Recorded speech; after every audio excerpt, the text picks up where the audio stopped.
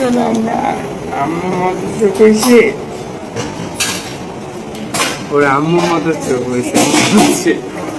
অনামিকা ঐশীর ছেলেবাবু হয়েছে।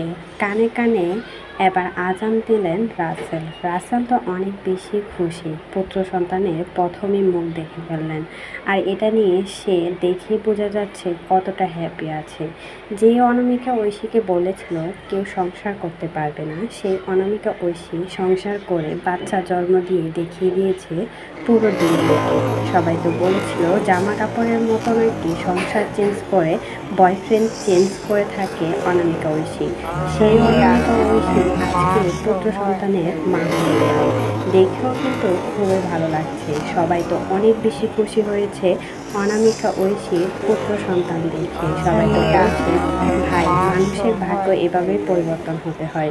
কারণ এই মেয়েটাকে নিয়ে কতই না কথা বলেছিল, আর আজকে তার পরিবর্তন দেখে পুরো দুনিয়া একদম হতাশ হয়ে গেছে।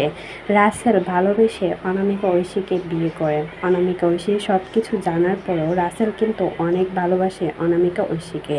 দীর্ঘ ১.৫ বছরের সংসার জীবন তাদের ফুটফুটে একটা পুত্র সন্তান হয়েছে। তারা তাদের সংসার নিয়ে অনেক ভালো আছে। এদিকে আলবি কিন্তু জ্বলে পুড়ে ছারখার হয়ে যাচ্ছে। অনামিকা ঐশীকে বলেছিল সে নাকি কখনো সংসার করতে পারবে না। আলবির কাছ থেকে গিয়েছে শুধুমাত্র মানুষের দাঁড়ে দাঁড়িয়ে ঘোরার জন্য।